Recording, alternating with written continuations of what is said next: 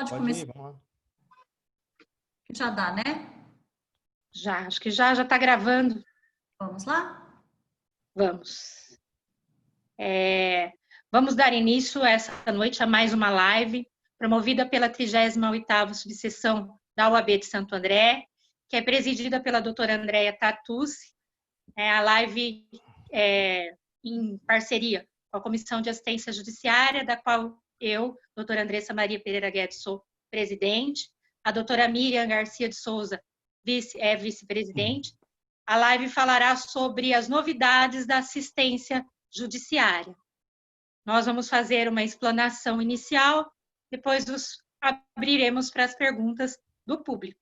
Desde já eu agradeço a presença de todos, né, por estar nos prestigiando, e me coloco à disposição ao fim da live para qualquer dúvida que haja, para que eu possa passar para os palestrantes. Os palestrantes da noite são o doutor Antônio Carlos Diniz Júnior, que é diretor da assistência judiciária, advogado graduado em Ciências Jurídicas e Sociais pela Universidade Brás Cubas, pós-graduação em Processo Civil Aplicado e pós-graduando em Direito de Família, Sucessões e Diversidades, ambas as pós-graduações pela ESA, Núcleo OAB de Santo André.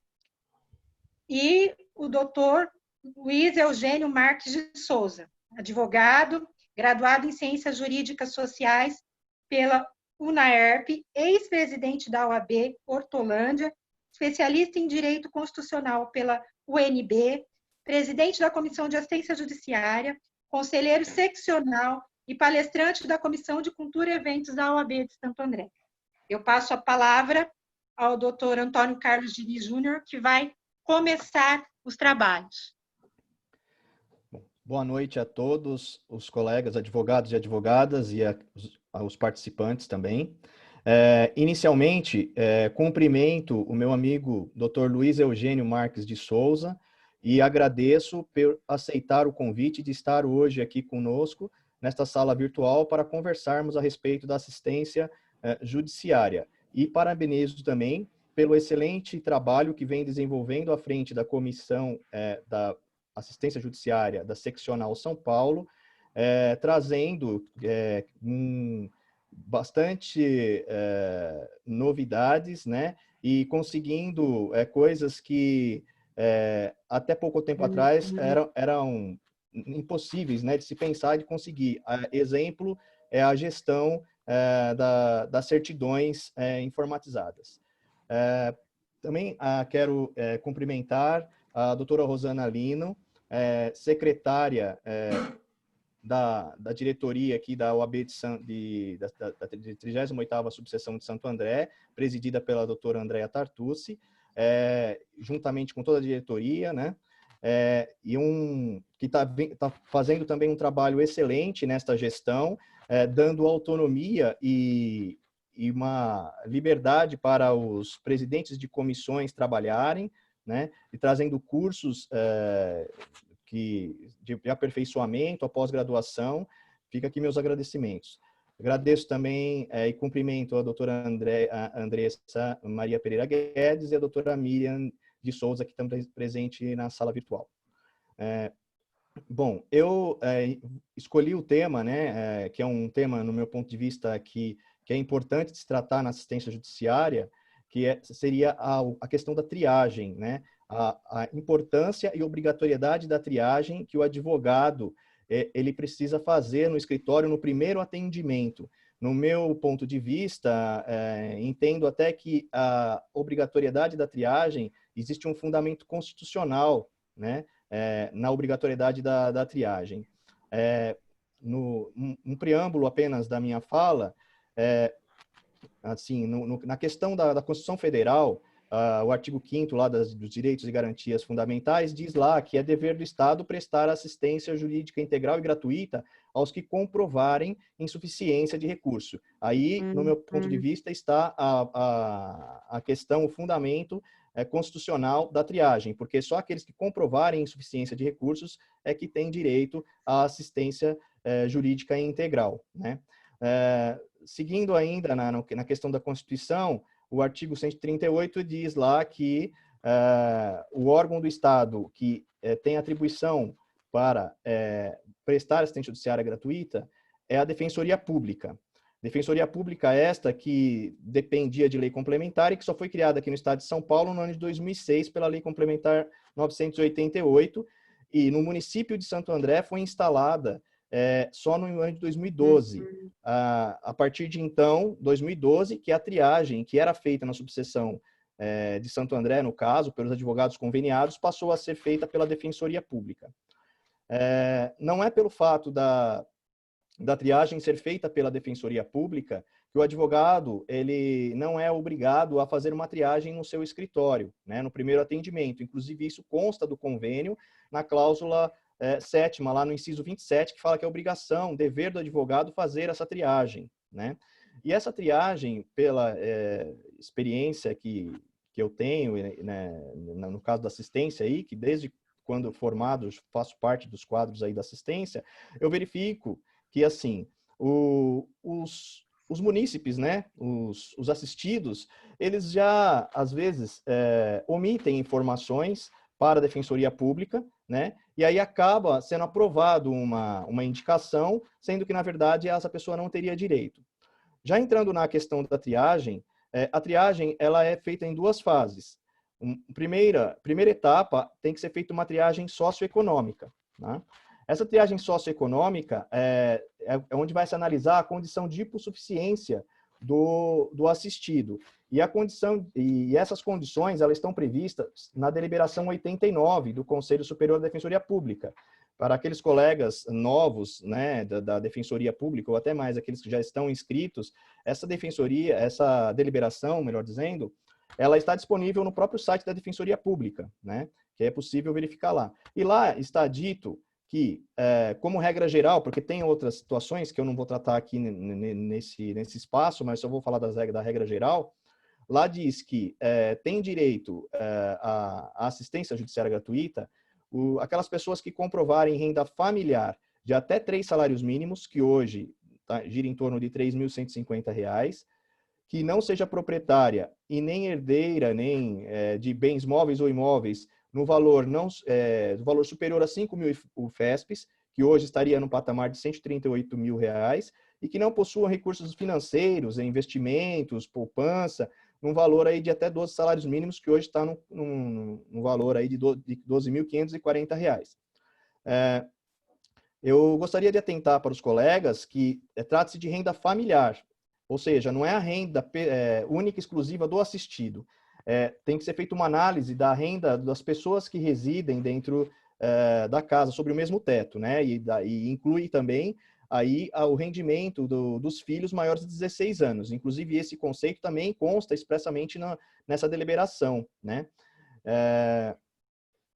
E o que eu também trago para os colegas é a possibilidade, hoje em dia, né, de nós utilizarmos das ferramentas aí tecnológicas que existem, até numa primeira análise aí desse atendimento, fazer uma pesquisa no Facebook, né, no Instagram da pessoa, porque às vezes as pessoas elas vêm, colocam lá, já omitem informações, e aí quando você vai verificar, a pessoa está ostentando lá patrimônio e tal, e aí você já começa, né, a ter alguns elementos. Só para eu, particularmente, até fica é o modo de eu trabalhar, né? Eu quando vou atender um assistido, eu primeiro eu tenho até um questionário, né? Referente a essa questão de hipossuficiência, eu vou fazendo perguntas para os assistidos, e na medida que eles vão respondendo, eu vou pedindo documentos, né? Ah, você tem prova disso? Me tá. E depois que eu faço toda essa análise, aí se eventualmente a pessoa não tiver condições, aí eu explico para ela o porquê, e aí eu documento tudo isso, porque é importante documentar para depois fazer a recusa no sistema, e lá no sistema tem a possibilidade de você anexar os documentos comprobatórios. Não basta só você fazer a recusa sem nenhuma comprovação, né? Só para os colegas aí terem uma noção aí de como a triagem, às vezes, ela na defensoria, né, não é assim, passa despercebido algumas situações, até por conta das omissões, de que o próprio assistido, já sabendo, não informa, né? Às vezes apresenta uma carteira profissional antiga, mas ele tem uma outra lá que ele tem registro e fala que está desempregado.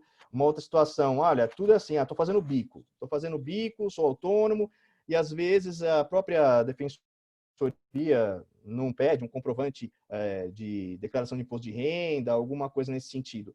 O advogado, no escritório, ele tem todo o direito e o dever de, se entender que não, que depende de provas, ele tem como solicitar para o assistido essa documentação, né? Só para, a título de exemplo, aqui no escritório, eu peguei 3 casos que eu tive que recusar e, para mim, foram, assim, no meu ponto de vista, absurdos. Rapidamente, foi um caso, primeiro, uma mulher que foi no escritório querendo a curatela do filho, né, fazer a interdição, na época a interdição, porque o filho maior tinha se acidentado e estava lá no hospital com traumatismo craniano, e ela precisaria levantar o valor do benefício previdenciário, e ela precisaria dessa interdição, dessa curatela. Só que aí na entrevista, o que eu descobri? Bom, o filho era médico, a mãe, ela residia no estado de Minas Gerais, né? O filho estava internado aqui em Santo André, mas a mãe morava em Minas Gerais, e na conversa ela me disse que era proprietária de uma fazenda lá em Minas, né? Você passou lá na triagem. Outra situação foi um inventário, onde uma viúva chegou lá, o marido morreu, deixou um filhinho lá, acho que de menos de uns 6, 5 anos, e dizendo que estava desempregada e tal. Aí eu perguntei, mas a senhora requereu a pensão por morte? Aí ela falou, requeria. Aí eu peguei e falei, então me apresenta o número do benefício, o protocolo, porque daí eu ia fazer uma consulta na internet. Quando ela saca da bolsa, aí me apresenta a carta de concessão da pensão por morte, com uma renda de mais de R$3.000. Isso já faz alguns anos, não foi agora, não.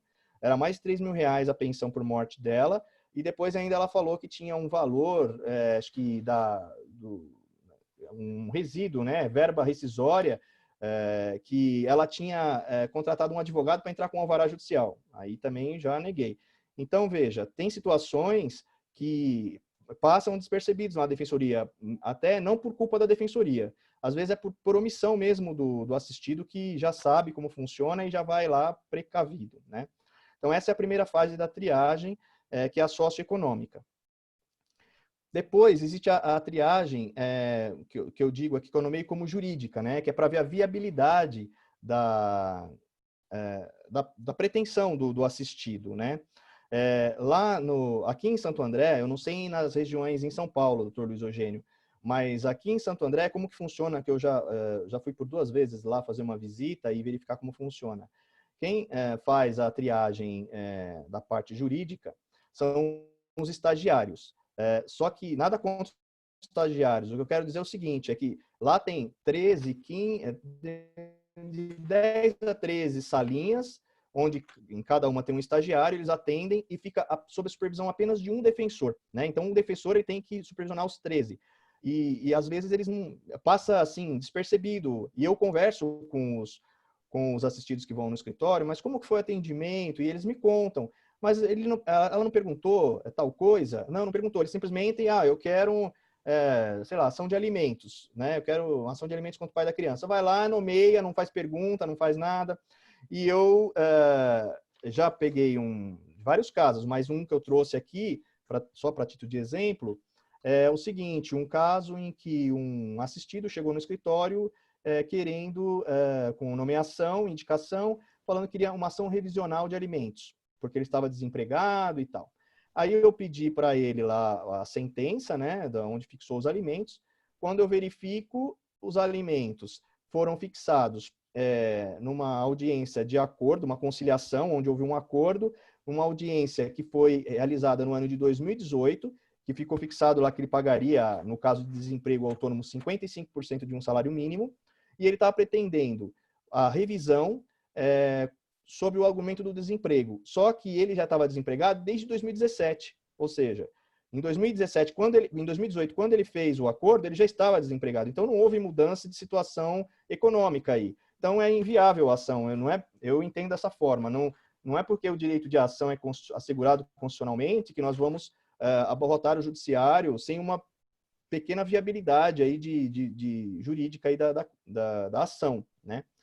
E uma questão aqui também nova, que eu digo que até veio na mente agora para essa live aqui, as questões no campo da viabilidade jurídica, que os advogados têm que verificar também, no meu ponto de vista, questões dos precedentes obrigatórios, que hoje em dia, conforme o CPC novo, tem os precedentes obrigatórios. Então, se o assistido chegar no escritório com uma pretensão cuja pretensão é contrária a uma tese de um precedente, no meu ponto de vista, seria caso de recusa dessa nomeação por inviabilidade jurídica do pedido, aí, que está contrário a uma tese, um precedente obrigatório, né? E aí, só depois, já indo para o final da minha fala, depois que feita toda essa entrevista, que aí o advogado ele tem que aceitar ou recusar a nomeação no sistema, porque tem muitos advogados, colegas, que o assistido chega e eles já aceitam a nomeação. Aí, quando vai fazer a entrevista, está faltando documento, ou não é caso, é caso de recusa, e aí o advogado não consegue fazer essa recusa no sistema, e aí gira um problema aí para o advogado, né, para fazer essa recusa, tá? Bom, no caso, qual a diferença da recusa e da renúncia, né, que eu acho importante também colocar aqui. A recusa, ela ocorre antes da aceitação. Fez a triagem, viu que não é caso, ou a pessoa não tem direito, né, não é hipossuficiente, aí nesse caso você vai recusar. A renúncia, ela é feita no curso do processo. Você aceitou, aí no curso do processo, por exemplo, houve uma quebra de confiança, por exemplo, e aí você vai recusar. Então, ela é feita nesse momento. E, no particular dessa recusa, que muitos colegas também, que eu já recebi muitas perguntas a respeito, dúvidas, fazem errado essa recusa, porque essa renúncia, melhor dizendo, essa renúncia ela tem que ser feita primeiro no sistema da defensoria ali, né? Fazer o pedido para a defensoria, após a defensoria aceitar o pedido, ela vai emitir um ofício para o advogado, e aí sim o advogado vai juntar esse ofício nos autos e pedir para o juiz que está saindo do processo, porque se ela não seguir esse procedimento, lá no final ela não vai conseguir receber a certidão de honorários, tá? Bom, como parte introdutória, essas foram minhas considerações que eu entendo interessante esclarecimento, e fico à disposição para eventuais questionamentos e dúvidas. Muito obrigado. Eu agradeço, doutor Diniz, pela explanação e passo a palavra para a doutora Rosana Lino para que ela possa fazer as suas considerações e a acolhida ao palestrante, doutor Luiz Eugênio. Boa noite, doutor Luiz Eugênio. Boa noite para a doutora Miriam, doutor Diniz, doutora Andressa, que aqui estão novamente colaborando com os trabalhos da nossa ordem. Eu cumprimento a todos os nossos colegas que aqui estão assistindo essa palestra. Doutor Luiz Eugênio deixa um abraço especial que foi encomendado pela nossa presidente, doutora Andréa Tartucci, que por razão de compromisso ela não conseguiu estar aqui. Mas ela falou, deixa um abraço para o Luiz Eugênio, e assim que possível ela troca um contato com o doutor e tudo mais, mas ela pediu para agradecer e mandar um abraço. A doutora Andressa, sempre participativa na nossa comissão, tem feito um trabalho maravilhoso lá, juntamente com o doutor Antônio Carlos Diniz também, a doutora Miriam, sempre que necessário, eles estão lá dando suporte para a nossa diretoria, para a nossa OAB, um trabalho incansável, voluntário. A gente só tem a agradecer a esse time que nós temos lá na nossa subseção, porque a diretoria, sem esse pessoal, não consegue trabalhar. Então, as coisas só funcionam porque a gente tem a participação de todos. Então, eu cumprimento, agradeço pelos trabalhos, pelas informações que vocês estão prestando hoje para a nossa OAB, para a nossa subseção, e Dr. Luiz Eugênio, estamos de portas abertas. Se o senhor precisar da nossa casa, pode contar conosco. Eu desejo uma ótima palestra para todos vocês. Muito obrigada. Agora eu vou passar a palavra ao Dr. Luiz Eugênio para que ele possa começar a fazer a sua explanação. Bom, boa noite a todos. Queria aqui registrar meus cumprimentos à doutora Rosana Lino, nossa secretária-geral aí da importante subseção de Santo André, a qual tenho muito carinho. Já estive aí fazendo uma palestra em 2019. Gostaria muito de estar presente, mas em relação à pandemia, a gente tem que se privar desse contexto social, né, e da presença. Mas, se Deus quiser, por óbvio, né, não faltarão oportunidades para nós estarmos juntos, né? Porque a saudade, eu acho que de todo mundo conviver, bater papo, voltar a uma vida normal. Porque por mais que a tecnologia nos ajude, né? A doutora Miriam até estava falando, o pessoal estava falando aqui antes da palestra, né? Por mais que a tecnologia nos ajude, ainda é uma coisa muito nova, nós temos problemas de conexão, de internet e tudo mais. Minha filha, por exemplo, está estudando aqui no meu escritório, está fazendo cursinho online aqui, né? Tudo online, tudo à distância. Quer dizer, assim, mudou muitas coisas, né? Então, você precisa de uma conexão de internet potente para poder conseguir. Muitas das vezes, um outro dia eu estava fazendo uma live com a subseção de Osasco, caiu a conexão, acabou a energia. Quer dizer, imagina se isso acontece com uma audiência, né? Mas quero parabenizar a doutora Rosana pelo trabalho que vocês têm realizado à frente aí da subseção. Extensivo, é óbvio, a nossa presidente Andréa Tartucci, eu agradeço aqui de coração. Ela é sempre uma querida, sempre nos recepciona muito bem. Sempre que estive com ela, fui muito bem tratado e é uma pessoa excepcional. Vocês estão de parabéns pela presidente. Também gostaria de cumprimentar a doutora Andressa, doutor Diniz, doutora Miriam, amigos aí de longa data. A Miriam, conheço ela na Comissão de Assistência Judiciária há muitos anos. É sempre bom estar com vocês. Boa noite a todos aí que estão ligados aqui na plataforma Zoom, né, prestigiando aqui o evento promovido aí pela subseção de Santo André. Bom, eu vou pegar só um ganchinho e falar o que o doutor Diniz falou sobre a triagem e dizer que nós, advogados, temos que realizar, antes de aceitar realmente a indicação da Defensoria Pública, então vamos repisar isso aos advogados e advogadas. Nós temos que fazer a nossa triagem socioeconômica. Nós temos que prestigiar a advocacia privada, a qual nós pertencemos, e não a advocacia pública, a qual é concedida à Defensoria Pública.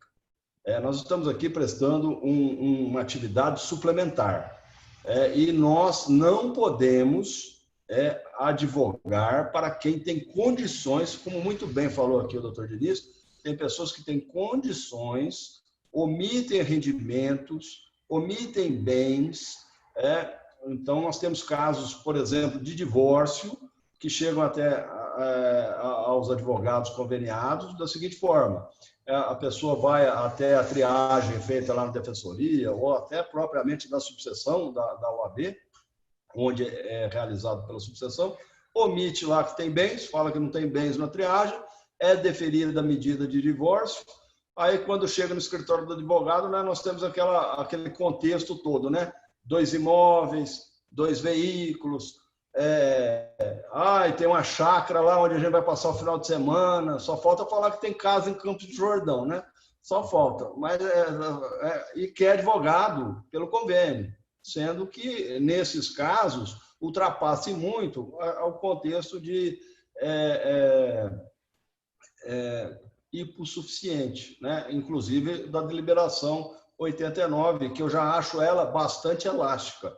Tanto que a OAB propôs lá no Conselho Federal, e aí eu quero parabenizar o presidente Caio Augusto, também parabenizar o conselheiro seccional de São Paulo, que preside a Comissão Nacional de Assistência Judiciária, que foi criada na atual gestão, que solicitaram que haja uma lei federal que caracterizando aquele que é hipossuficiente, dando um conceito objetivo, para que nós não precisemos mais fazer essas avaliações subjetivas, né? Esse é carente, esse não é. Então, um conceito objetivo daqueles que estejam vinculados aos programas sociais do governo federal, do governo estadual ou do governo municipal. Ou seja, estando lá no cadastro único desses programas sociais, você já tem a carência reconhecida. Então, é essa questão, porque nós hoje vemos um atendimento, às vezes, colocado à disposição de pessoas que têm condições, sim, de pagar advogado. Então, antes de aceitarmos as indicações, nós temos que fazer aí essa prévia entrevista e o advogado não tem prejuízo ao recusar a indicação. Nós temos que deixar isso bem claro, né, doutor Diniz? Porque se recusar a indicação por ausência de estado de insuficiência, ele vai voltar na relação, vai ser o primeiro da fila e a outra indicação será feita, a primeira indicação já será feita em nome dele.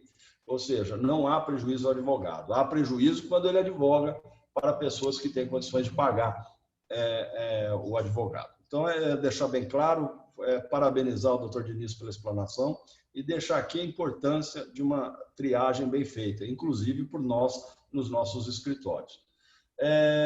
Bom, eu vou falar aqui um pouco das novidades da assistência judiciária.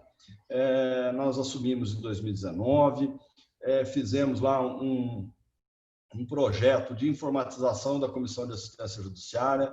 Quando eu comecei a rodar o Estado, aí muitas pessoas olhavam desconfiadas para mim, né? Falavam, não está falando a verdade não, hein? Isso aí não vai sair do papel.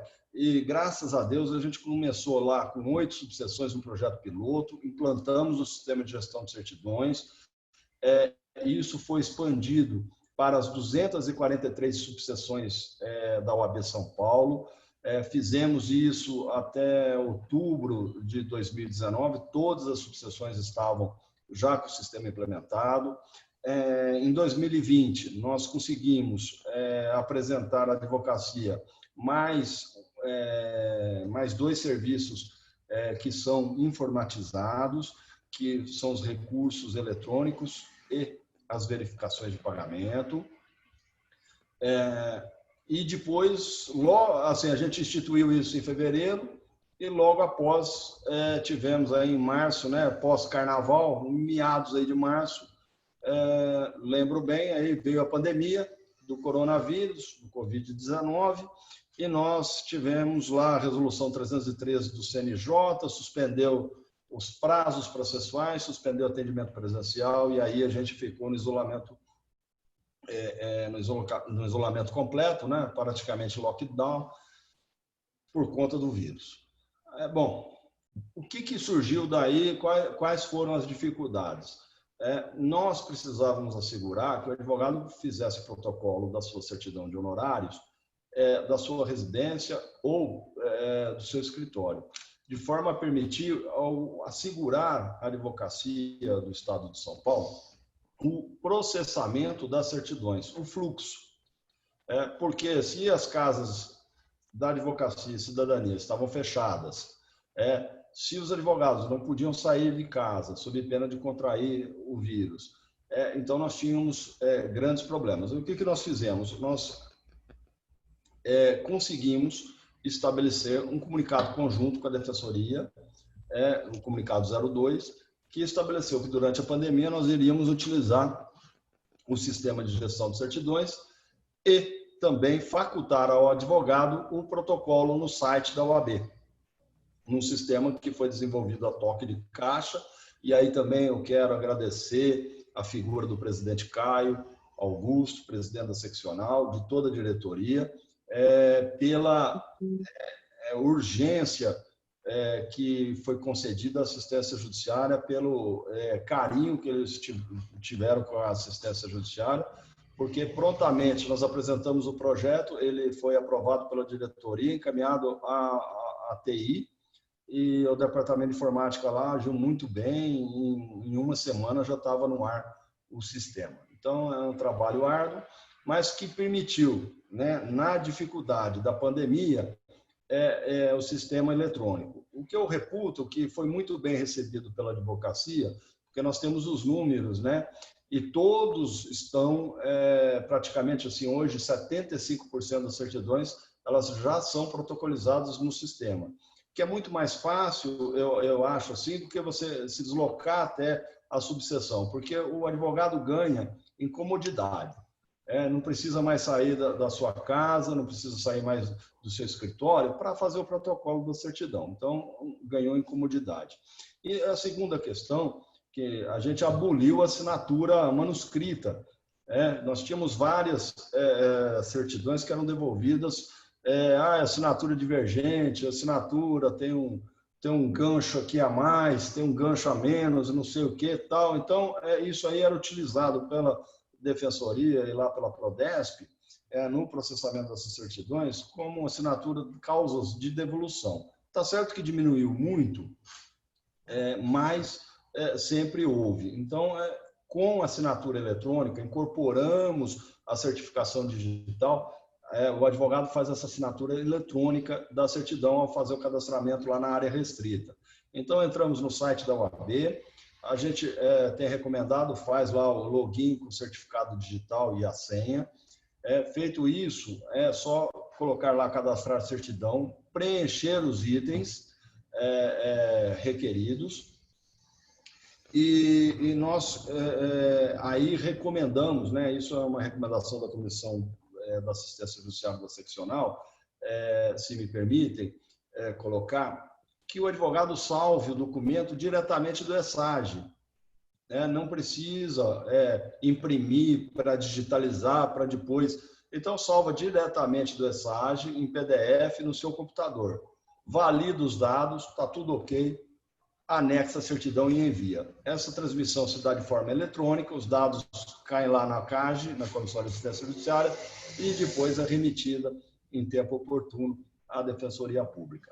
O advogado, por sua vez, também ganhou um prazo extra. Nós sabemos que, pelo volume de certidões que eram protocolizadas nas subseções, nós tínhamos que a subseção sempre tinha um prazo fixado dia 1º, tinha subseções que fixavam dia 5, dia 3, dia 30. Então, cada subseção, diante da sua autonomia, ela colocava lá um prazo final. E no sistema da OAB, lá no site, para quem faz o protocolo no site, esse prazo vai até o dia 10. Então, nós também conseguimos aí agregar uma forma, porque muitas das vezes, aqui na minha subseção, por exemplo, o prazo é até o dia 3, dia 4, e aí o que acontece? Sai a certidão lá no dia 6, no dia 7, e aí a gente já tinha fechado lá, então não tinha jeito mais de protocolizar naquele mês. Então, o advogado consegue fazer esse protocolo dentro até o dia 10 de cada mês, no site da UAB São Paulo. Lembrando que, para protocolo nas subseções, segue a definição da diretoria da respectiva subseção. Então, é só para deixar bem claro. É uma pergunta que é comum. Luiz Eugênio, dia 10 é domingo, dia 10 é no sábado, 10 vai ser feriado.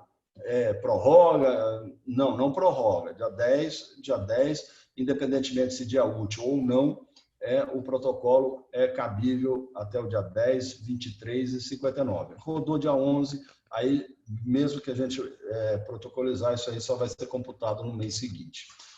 Tá certo? Então, eu acho que isso foi uma forma que a gente fez. E, quando teve o 7º aditamento agora, recentemente, mês passado, nós conseguimos incluir isso, que era uma outra pergunta que muitas pessoas me fizeram, muitos colegas, advogados, muitos dirigentes de ordem fizeram, foi o seguinte: depois da pandemia nós vamos continuar com o sistema? Terminou a pandemia, se Deus quiser vai acabar logo, mas nós não podemos continuar com essa facilidade? Vai continuar. Nós incorporamos isso ao 7º aditamento, quer dizer, o convênio manteve essa questão da certidão eletrônica, então o advogado vai poder escolher entre imprimir e entregar na casa ou fazer de forma eletrônica no site da OAB, a seu critério. mesmo após a pandemia. Então, nós fizemos isso e eu acho, doutora Rosana, não sei, a Miriam, o Diniz, a Andressa, que isso é uma conquista muito... a gente tem que valorizar essa conquista, porque há anos fala-se em informatização, em tentar colocar isso em prática, e a gente nunca conseguiu. Aí, com a gestão do presidente Caio Augusto, a gente conseguiu avançar, a gente conseguiu dar transparência, o que eu acho importante a gente sempre falar. Tudo na Comissão de Assistência Judiciária é feito de forma transparente. Veja, o advogado, desde o protocolo da sua certidão, a qual nós reputamos ser o documento mais importante do convênio de assistência judiciária, é a certidão de honorários. É aquele documento que representa um crédito da contraprestação dos serviços prestados. Então, representa dinheiro no bolso do advogado, e isso nós temos que valorizar. Então, desde o seu protocolo até o advogado fica sabendo todo o andamento, andamento processual não, né? Mas o andamento da certidão de honorários. Mas como se fosse aquele andamento processual que nós estamos acostumados a ver no ESAGE. Então, o advogado tem lá ciência, está na subseção, está na Comissão de Assistência Judiciária, foi feito assim, foi feito assado. Então, o advogado tem como assim, a gente verificar isso tudo no próprio site da OAB. Tirando também, né, da subseção, da Comissão de Assistência Judiciária da subseção, um peso, né? Porque eu pertencia à comissão da subseção local, eu fui presidente de subseção, e era assim, as perguntas eram assim, cadê minha certidão? Foi enviada lá para São Paulo mesmo? Não sei o que, tal, tem como me fornecer uma cópia da relação que foi? E aí a gente ficava assim, e ficava no escuro até, porque nós não tínhamos, a gente remitia certidões e não tínhamos mais, se foi recebido lá na certidão, na Comissão de Assistência Judiciária, se foi recebido na Defensoria, a gente não sabia de nada. Então, realmente trouxemos mais, vamos dizer, mais transparência nessa questão. Eu estou vendo aqui, a doutora Miriam fez uma observação, que até os recursos das certidões dá para fazer via site. Sim, os recursos e as verificações de não pagamento. E a gente tem que deixar isso claro, que foi uma medida que a gente colocou para tentar melhorar também o diagnóstico que a gente fez em 2019. Qual que era eu rodei o Estado, e qual que era uma das reclamações pertinentes em todas as subseções? Meus recursos, não sei nem onde está. Protocolei porque era da seguinte forma que era feito. Protocolizava na subseção, a subseção nos remetia lá para a CAGE, via e-mail, a CAGE imprimia esse e-mail, imprimia toda a documentação, autuava e aí fazia um processo físico, colocava capa e enviava à Defensoria Pública. Vejam vocês, a gente conseguiu isso em fevereiro. Foi uma pena que em março nós tivemos que fechar a comissão, não é que fechou a OAB, fechou todos os locais, né?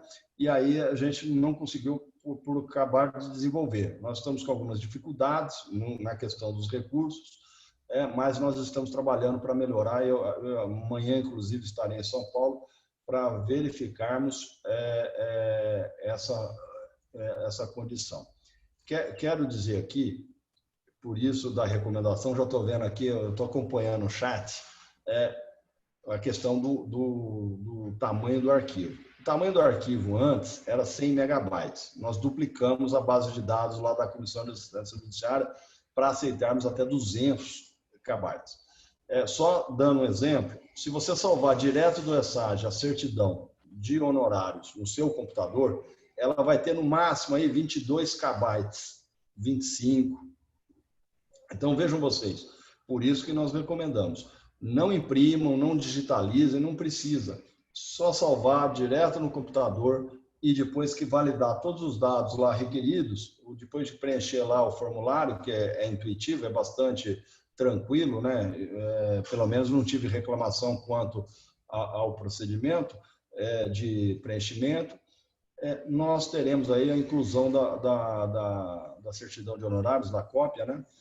De forma tranquila, com boa resolução e com baixo tamanho em kbytes. Então, veja que esse problema eu reputo assim, se a gente fizer uma digitalização de uma certidão colorida, por exemplo, isso vai aumentar muito o tamanho do arquivo em kbytes e acaba por aí não passar. Uma resolução muito alta, né? Então, eu acho que a melhor forma mesmo é salvar o documento diretamente no nosso computador.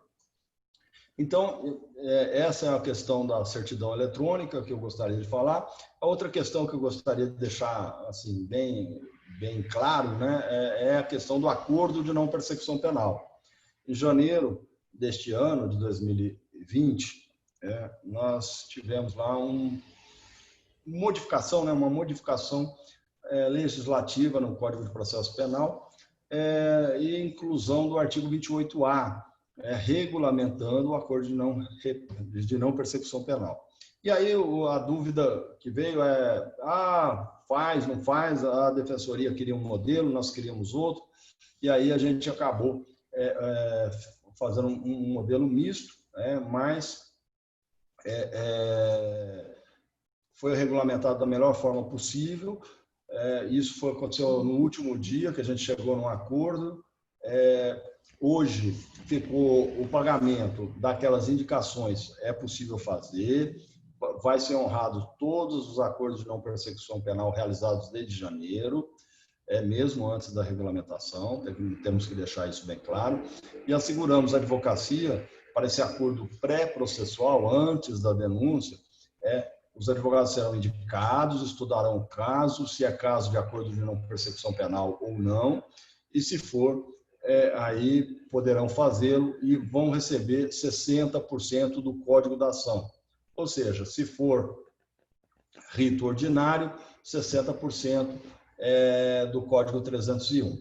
Se for rito sumário, 60% do Código 302. Então, isso aí vai gerar aí em torno de R$ 600 a R$ 750 o acordo de não persecução penal.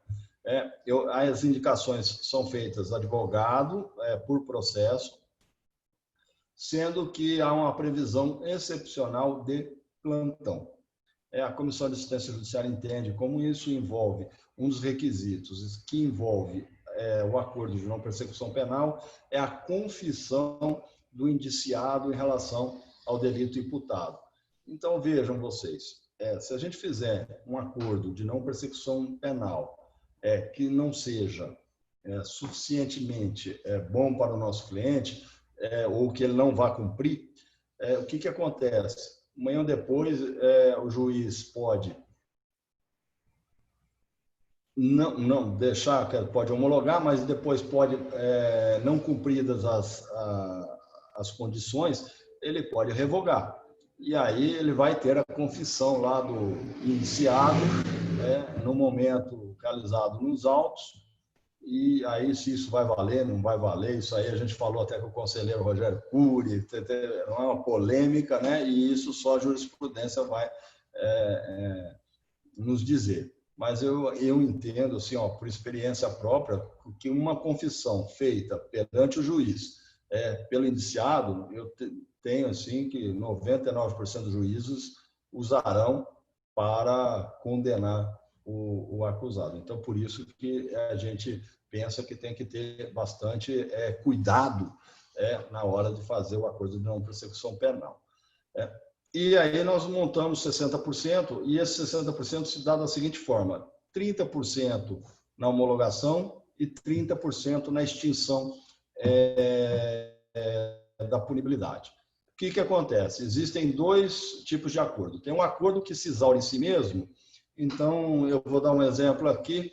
O Ministério Público quer que perde a fiança em detrimento à vítima. Então, a fiança vai ser levantada pela vítima e encerra o processo. Perfeito. Fez o acordo de não persecução, vai homologar e vai extinguir a punibilidade ali mesmo. Então, o advogado já vai levantar os 60%. Acontece que, por algumas vezes, o Ministério Público pode pedir, por exemplo, para prestação de serviço à comunidade por 3 meses.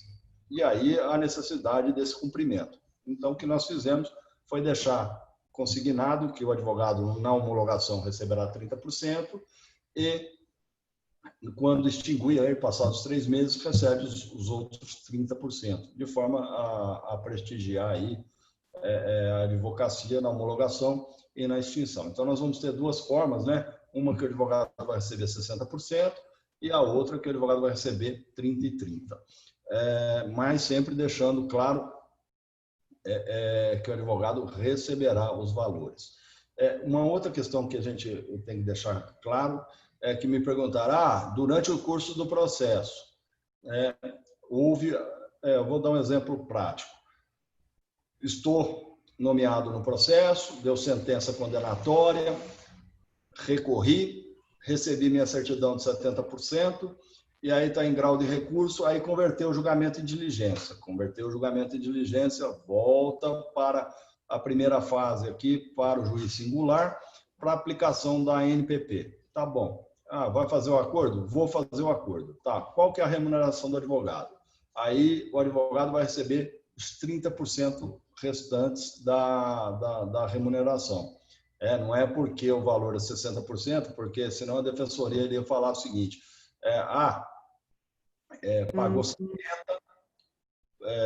já pagou 70%, o acordo é 60%, então não tem que pagar mais nada. Não, nós fizemos a regra lá da suspensão condicional do processo, ou seja, nessas ações em que o acordo de não persecução penal for feito de forma retroativa, haverá o pagamento dos 100%, naqueles processos que já estão em andamento.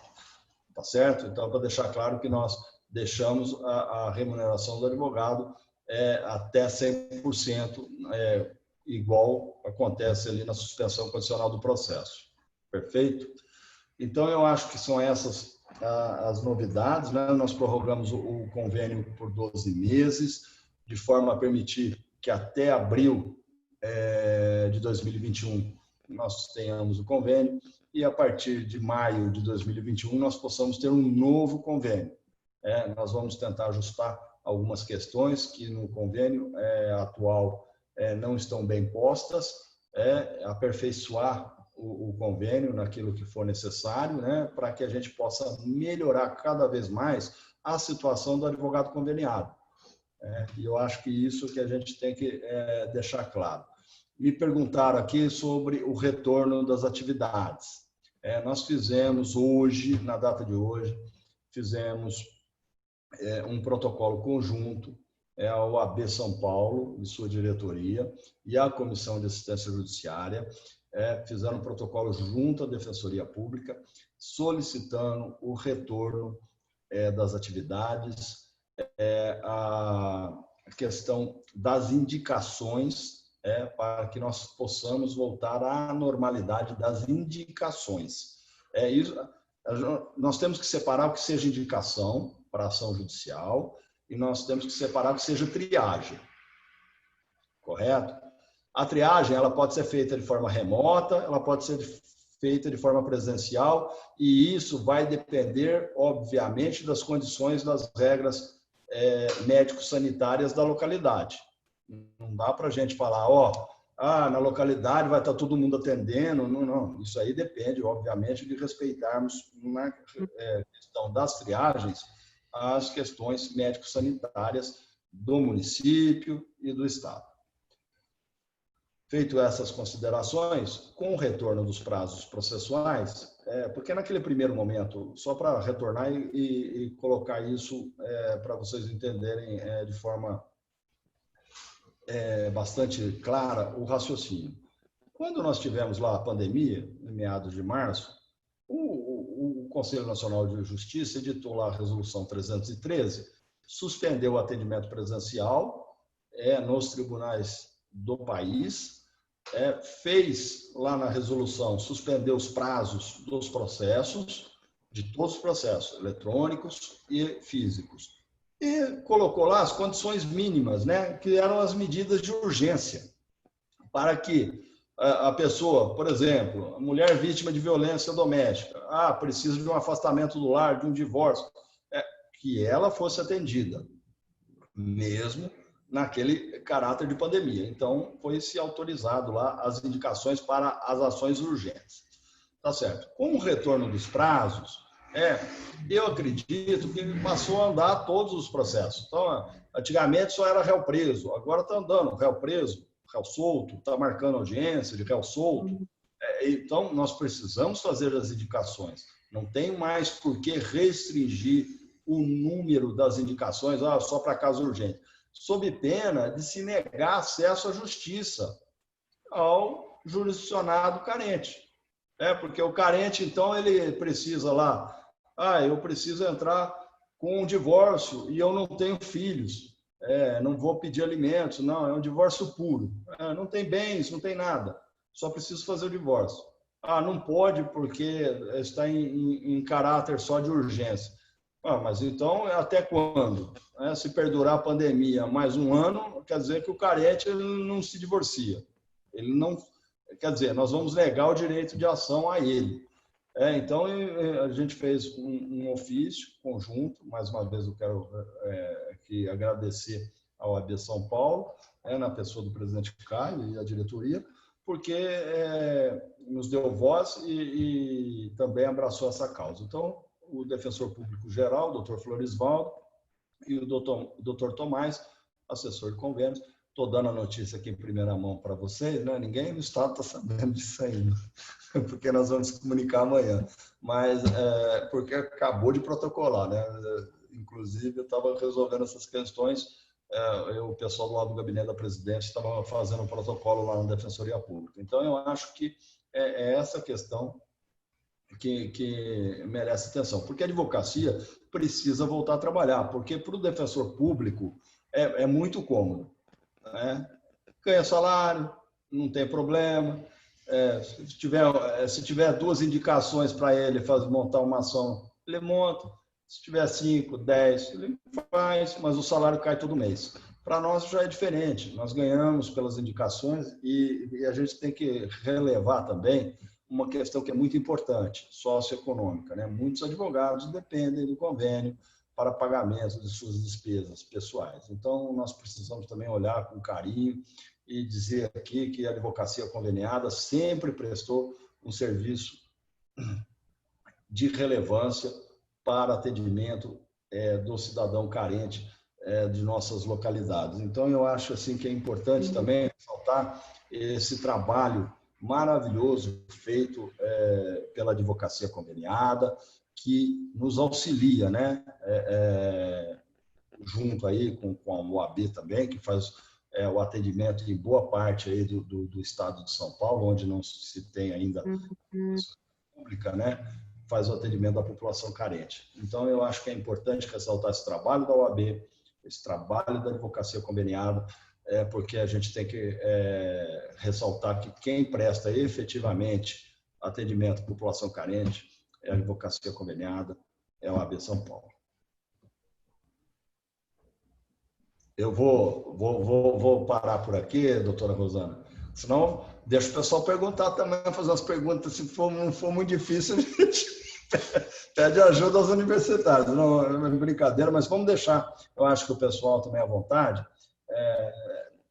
para fazer perguntas, às vezes esclarecer algumas dúvidas. Eu acho que aí fica mais produtivo, né? Eu acho que eu já falei assim daquilo que vem acontecendo, né? E da nossa questão aí de retornar às nossas atividades à normalidade, pelo menos nas indicações. Desde já eu agradeço a explanação. Eu vou passar a palavra para a doutora Miriam, que vai ser quem vai fazer as perguntas.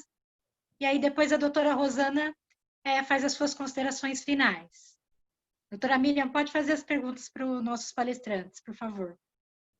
Bom, eu gostaria de parabenizar tanto o Diniz quanto o Luiz Eugênio pela palestra e gostaria de parabenizar também o Luiz Eugênio pelas mudanças que foram feitas até agora, porque o protocolo de certidões, o protocolo dos recursos ficou muito mais fácil para os advogados que, principalmente nessa fase, que não precisam mais se dirigir até a OAB e fazem isso eletronicamente. E lá a gente consegue acompanhar perfeitamente como é que está o andamento da certidão, quando ela foi encaminhada já para a defensoria. Só falta colocar lá quando é que a defensoria vai pagar. Se vai pagar mais rápido. Isso que precisava mexer. E a gente espera, você já até explicou, Luiz, que os recursos ainda têm um certo protocolo, uma certa dificuldade. Mas só pelo fato da gente digitalizar e colocar lá no sistema o recurso, eu acho que já vai facilitar um pouco para o encaminhamento para a defensoria. É isso?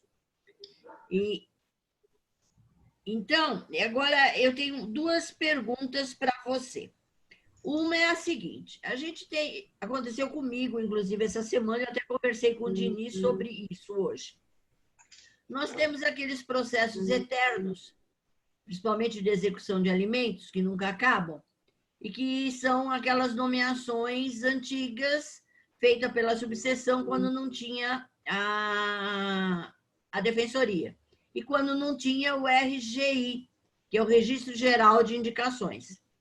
Eu acabei de receber uma intimação para juntar a minha nomeação com o RGI. E eu não tenho essa nomeação com o RGI, porque eu tenho o ofício. Ainda era na época do ofício. A minha dúvida, eu vou te fazer essa pergunta, eu conversei com o Diniz, ele já até me deu uma explicação. Como que a gente deve pedir para o cartório fazer a certidão, porque não vai ter o RGI e eles vão começar a colocar obstáculos. Então, como é que a gente pode peticionar já orientando o cartório com o que ele tem que fazer? Tá. A gente tem que verificar que o sistema informatizado lá da Defensoria Pública, esse sistema que hoje gera o RGI, foi implementado em 2015. Então, 2015 para trás, são os ofícios de indicação que eram gerados no sistema da intranet da OAB São Paulo. Tanto que nós temos lá, uma das primeiras questões que eu coloquei, um dos serviços que a gente apresentou logo em 2019, foi disponibilizar ao advogado todas as indicações dos convênios anteriores a 2015 que ele tenha participado. Então, se eu precisar de um ofício de indicação, por exemplo, para juntar, no processo, basta eu procurar lá na minha relação lá, tem convênio ano a ano, está em ordem alfabética, é muito tranquilo, é muito fácil, e ele gera um PDF que a gente pode juntar ou no processo físico, né, ou no processo eletrônico, se o caso. Bom, mas respondendo, eu acho que tem que falar isso, fazer uma petição e colocar o cartório, que antes de 2015, por exemplo, em 2008, 2009, não existia sistema eletrônico na Defensoria Pública, né? E as indicações eram feitas pela OAB, conforme comprova o ofício de indicação. E aí, lá no RGI, ele pode colocar lá, se quiser, o ofício de indicação, deixar em branco, não vai ter problema nenhum no processamento da certidão. Tá. Uma outra pergunta é assim, às vezes a gente recebe a nomeação para defender um assistido, e no decorrer do processo, ele acha que a gente não está trabalhando e contrata um advogado particular. E aí o advogado entra no processo com a procuração, a gente respeita, né? Porque é vontade do assistido, e pede a certidão de honorários pelos atos praticados. Aí sai a certidão e lá no outros vem escrito, constituiu o advogado. Muitas vezes, a defensoria está devolvendo essas certidões, porque não está lá relacionada dentro daqueles artigos do outros, tal, que consta. Como que a gente tem que fazer para poder encaminhar essa certidão e não ter retorno? O que seria o indicado? Na verdade, ali o campo outros, só explicando aqui aos colegas advogados, nós temos dois problemas na evolução de certidões. Um era o erro de preenchimento do cartório. O sistema de gestão, a gente conseguiu controlar esses erros de preenchimento, e esses erros diminuíram 80%, porque mesmo se houver erro na certidão, se você na hora de preencher lá no site, se tiver alguma data inconsistente, algum código de vara inexistente, a certidão não processa. Então, ganhamos nisso. Mas nós temos um outro, que eu acho que é o calcanhar de Aquiles da certidão, que é esse campo outros. Esse campo outros é o campo da discórdia. Então, porque é o seguinte, né, nós temos que também colocar as dificuldades. A certidão, quando ela é feito o protocolo na Defensoria Pública, ela é encaminhada à Prodesp. E a Prodesp faz a digitação dessa certidão lá no sistema deles. Aí, o que acontece, doutora Miriam? Nós temos lá a experiência, digitador não é operador do direito. Pois é. Então, ele não sabe o que é réu constituído o defensor, não sabe, por exemplo, está escrito desistência da ação, eles não pagam. Tá certo? Por quê? Porque tem que colocar a norma legal, porque eles têm um gabarito lá que é 4858 do CPC. E se não colocar 4858 do CPC, o cidadão que está lá digitando não entende direito, porque um colega vem me perguntar, nossa, Luiz Eugênio, desistência da ação, todo mundo sabe que paga, né, a certidão. Tal. Eu falei, não, nós sabemos, mas o digitador que está lá, ele não sabe e, veja, vê se ele vai estar preocupado, né? Não vai sair do salário dele, né? Não vai ganhar mais com isso, mas ele vai colocar de lado porque ele não quer ser responsabilizado mais tarde por algum erro, né? Ou tipo, processei uma certidão indevida, né? Então, sei lá, é medo deles lá, então acaba por prejudicar. É o seguinte, quando acontecer isso, e aí eu vou prometer, nós vamos fazer algumas mudanças lá na verificação de pagamento, nós vamos tentar dar mais agilidade. Quando acontecer isso, o réu constitui o defensor, é só fazer a verificação de pagamento, e eu vou prometer que nós vamos processá-la em menos de um mês para dar tempo de apresentar na Defensoria Pública. E aí, nesse caso concreto de réu constitui o defensor. Mas é só colocar junto à procuração ou a petição com a procuração, faz a verificação de pagamento, nós apresentamos lá na Defensoria Pública para afastamento desse erro. Mas tipo, como se fosse recurso.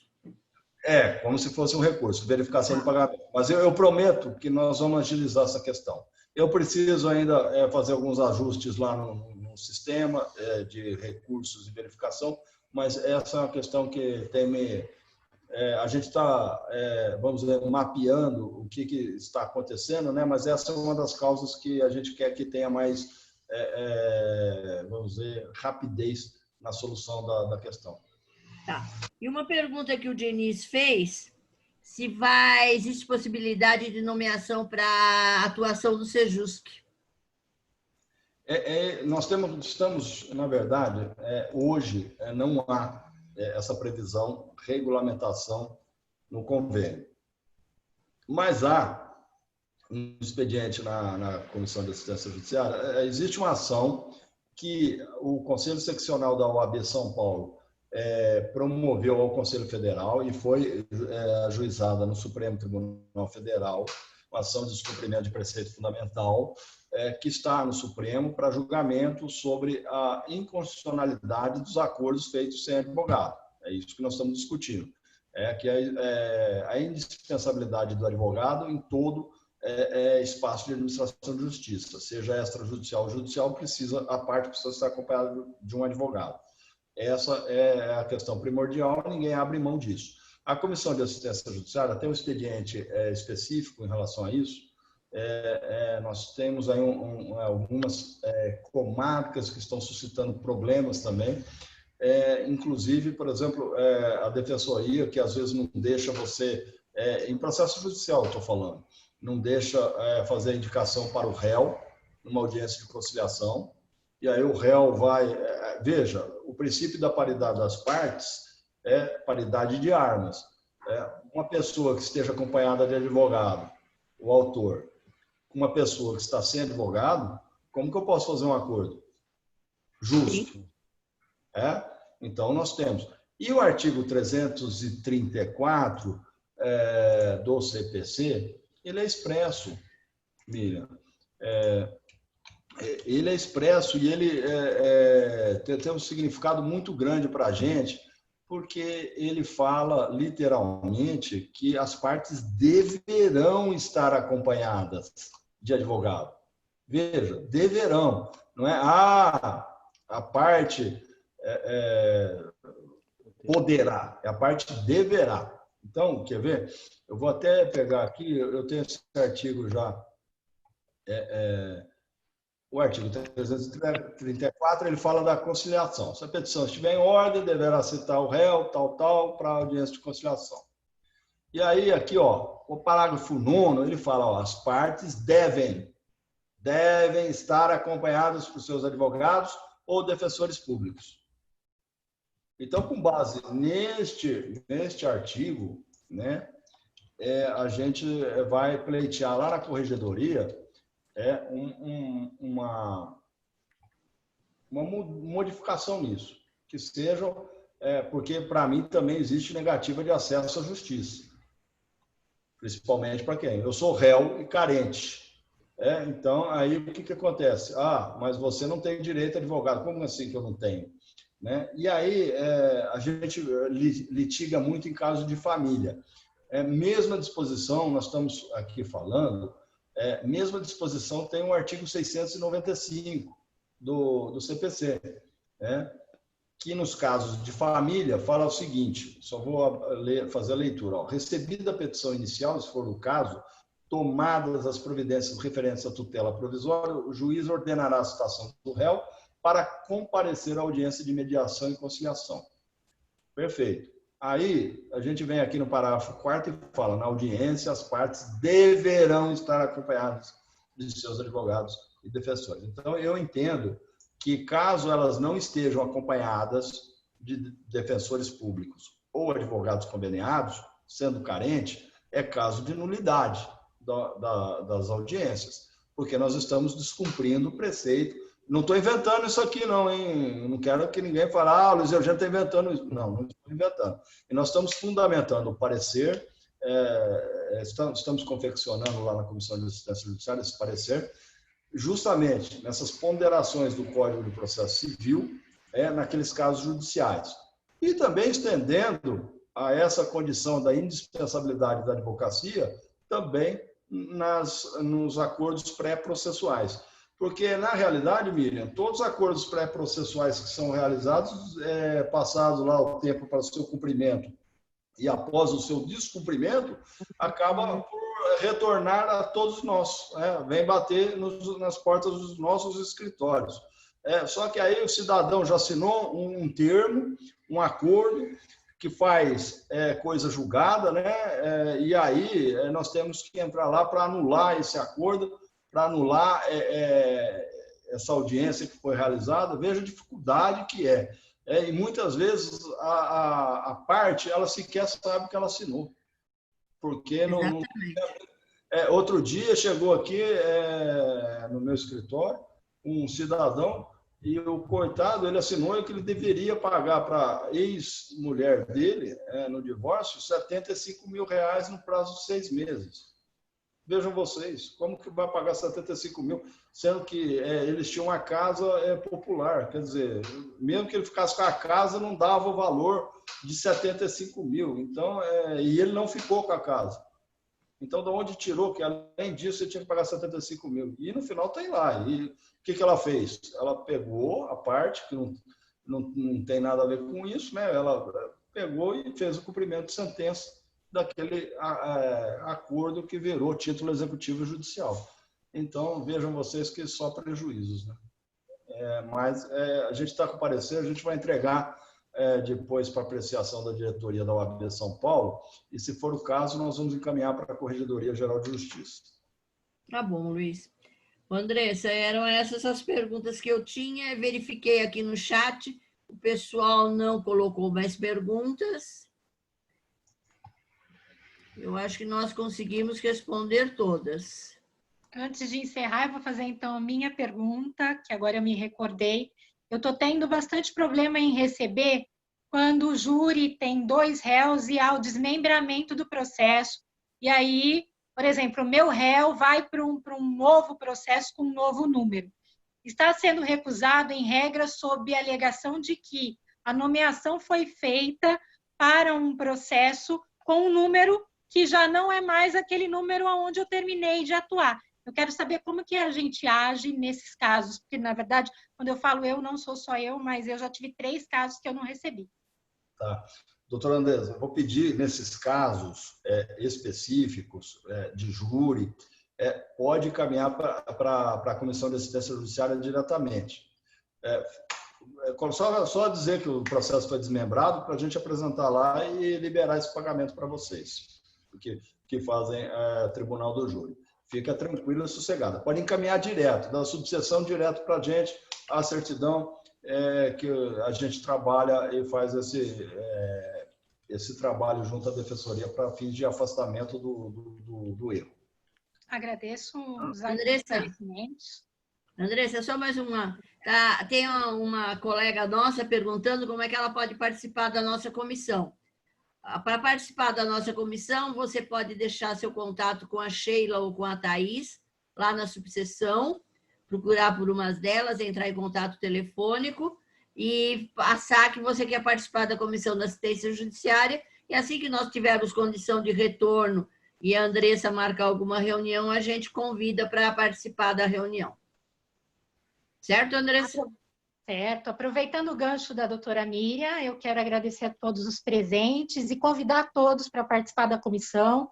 As portas da OAB, assim como as portas da Comissão da Assistência Judiciária, estão abertas a todos os interessados. Mandar um e-mail ou ligar diretamente à Casa do Advogado, conversar com a Sheila, com a Natália, com as meninas lá que são super atenciosas, deixar o contato que eu, doutor Diniz, ou a doutora Miriam, ou a Cleo, que não está presente, ou está, mas apenas como participante, que é a nossa secretária, vamos entrar em contato para recepcioná-los e será uma honra ter vocês na nossa comissão. Eu quero agradecer, claro, que a doutora Miriam, o doutor Diniz, pelo trabalho que eles têm realizado, a Cleo, pela ajuda na minha comissão, que não é fácil, é um trabalho árduo. Quero agradecer ao doutor Diniz pela palestra, o doutor Luiz Eugênio, foi extremamente esclarecedor, acho que agradou a todo o público.